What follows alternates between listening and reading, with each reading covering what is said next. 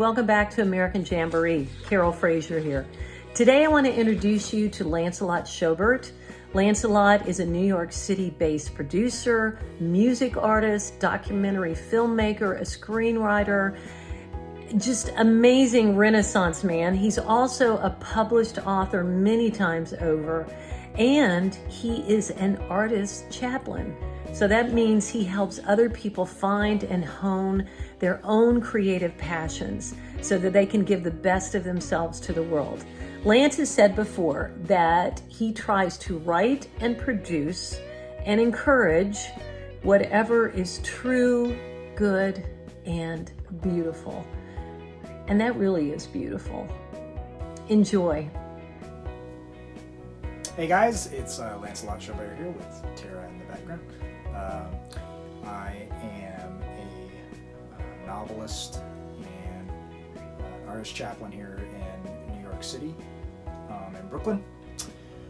And I'm going to be sharing 3 different songs that aren't on my album, All Who Wonder. They're all new songs. One I wrote with the fabulous Rob Fraser down in Nashville not too long ago. And then I'm going to read from my debut novel, Bellhammers, which currently has a giveaway on Goodreads. I think about 1,700 of you so far have entered it, so it's doing pretty well, and I am glad to participate in this kind of digital thing for the common good, for the commons, and hope you guys will pursue ultimate good in the midst of it as well. Yep, and we're just gonna do this thing lo-fi on my bride's phone. This first one's called Brooklyn Bridge. It's a new one, not on my album, All Who Wonder.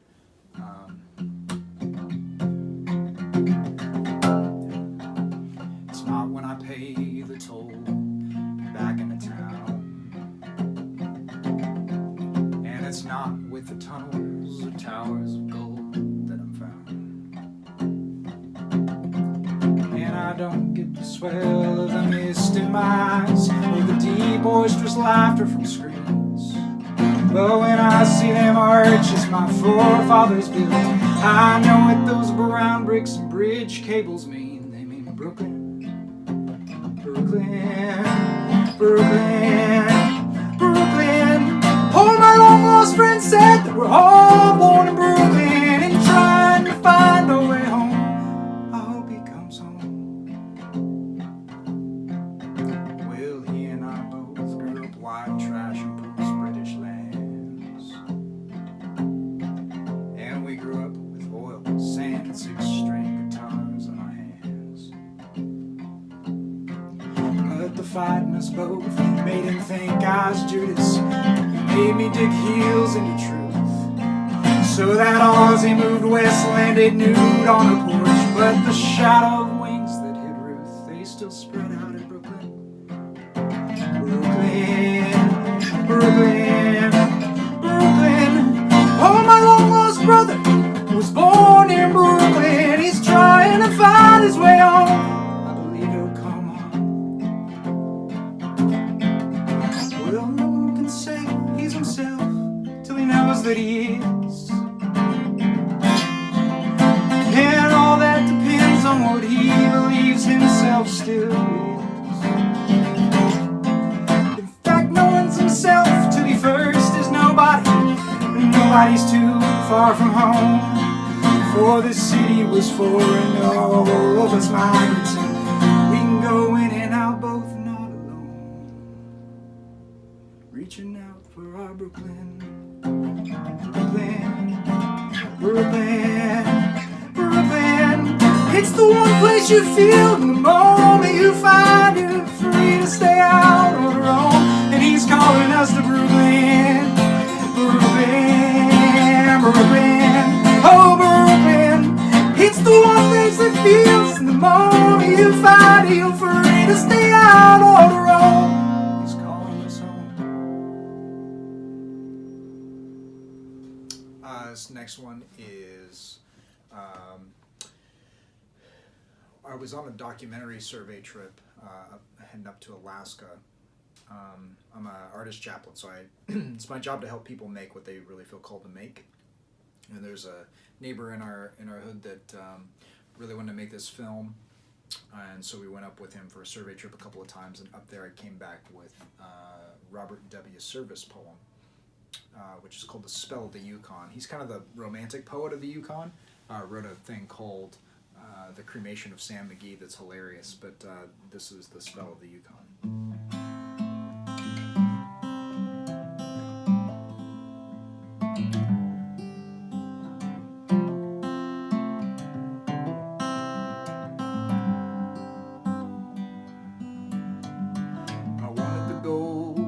Got it. I scrabbled in mud like a slave. Was it famine or scurvy? I fought it, and I hurled my youth into a grave. Oh, I wanted the gold, and I got it. Came out with a fortune last fall. Yet somehow life's not what I thought it, and somehow the gold isn't all. No! It's this cussedest land that I know, from the big dizzy mountains that screen it to the deep dead-like valleys below. Some say God was tired when he made it, some say it's a five-land shun. Well, maybe there's some is would trade it for no land on earth.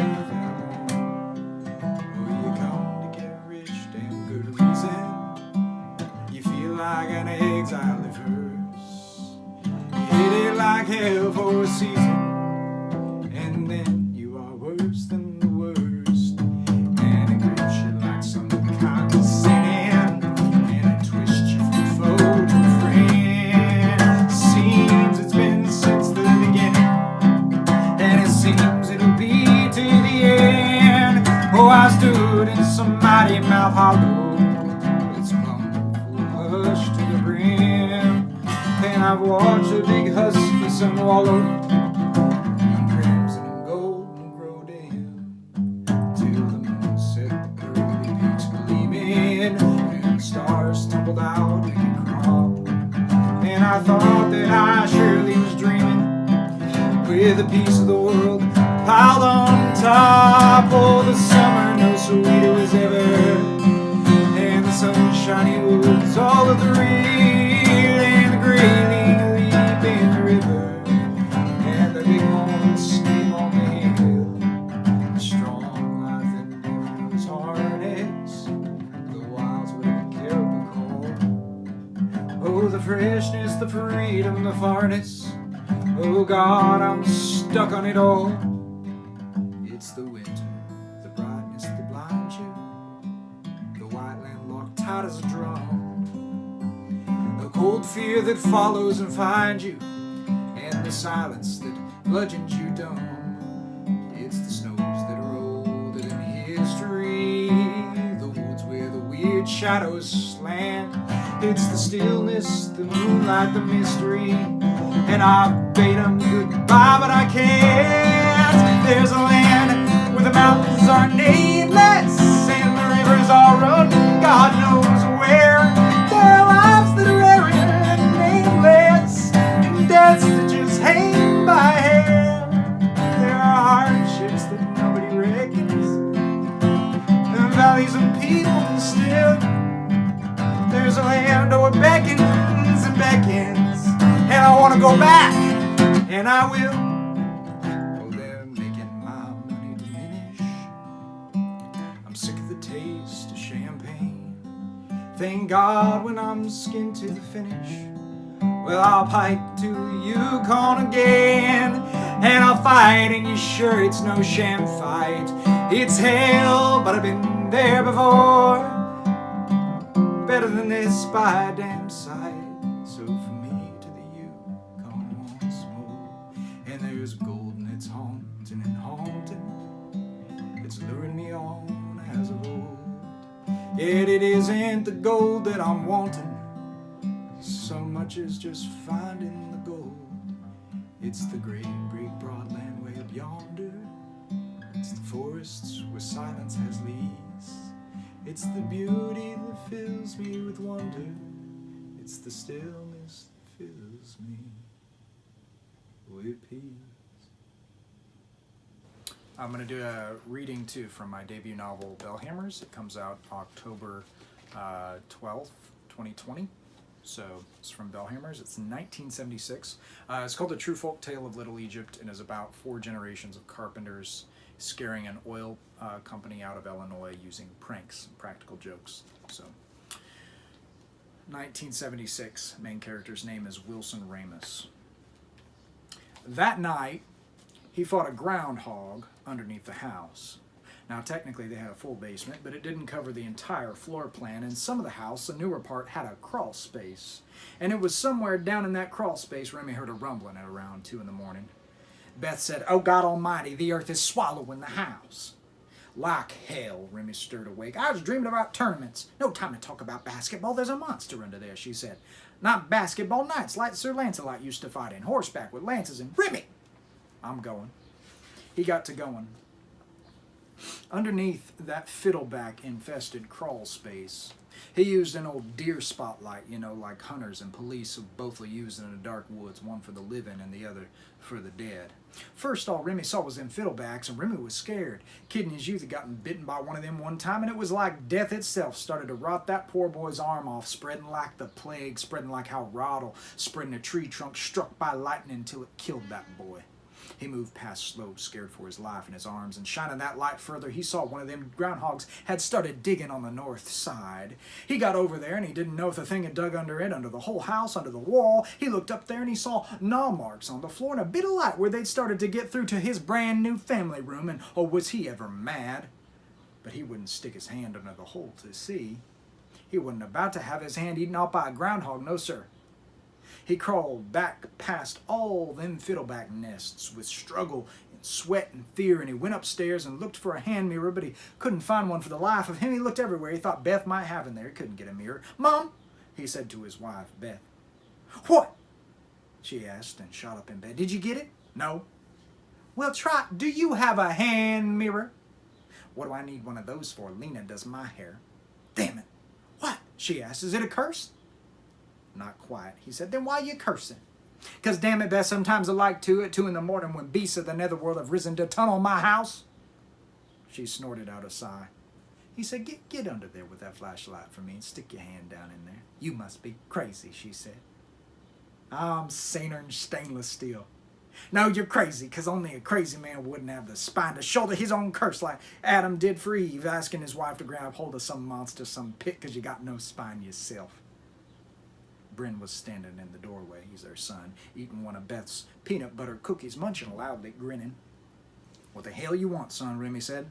Bryn munched loudly. "Oh, go on. Don't let me stop you." "You don't understand, son. Stay out of it." Bryn said.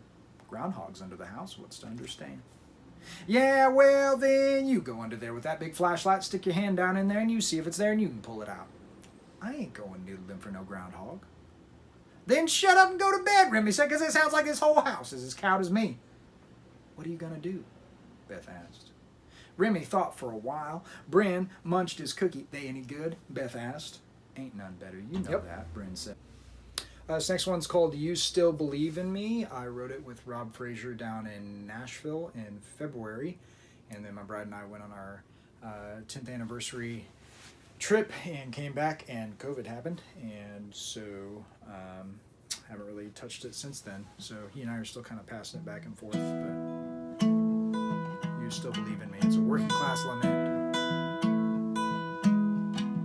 Well, we grew up together in our little town, sweetheart since before sweet 16. But your daddy was rich and mine was real poor.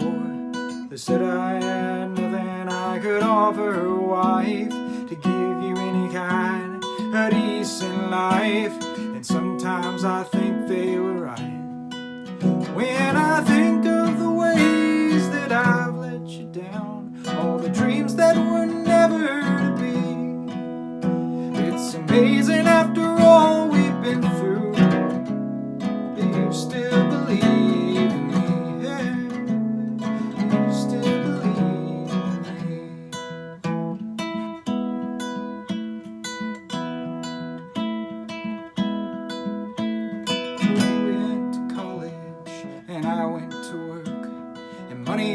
Tight all the time.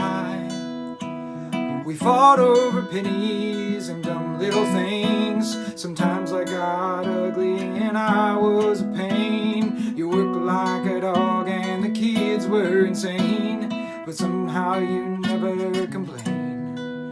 When I think of the ways that I let you down, all the times we could never agree, it's amazing after all we've been through, you still believe in me. You still believe in me. You believed in me since the day we first wed. And I never made it without you. Crossed the bridge of the quick and the dead, where you came down with cancer. I went back to work to pay for one treatment a week, but we ran out of money and they ran out of answers. And here with our family at the side of the grave, God love you for being so good and so brave. And our story, let my eulogy say. When I think of the ways that I let you down, all the growing old you'll never see, and I know, my darling, wherever you are,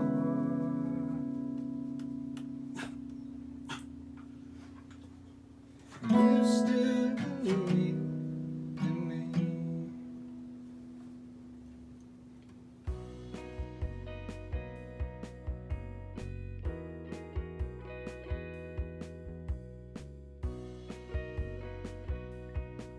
Hey, this is Doug Padgett from Vote Common Good. We are so excited about the American Jamboree because we need a movement of common good in this country, and every movement has a soundtrack. And we invite all of you to help make the soundtrack for a common good movement through American Jamboree.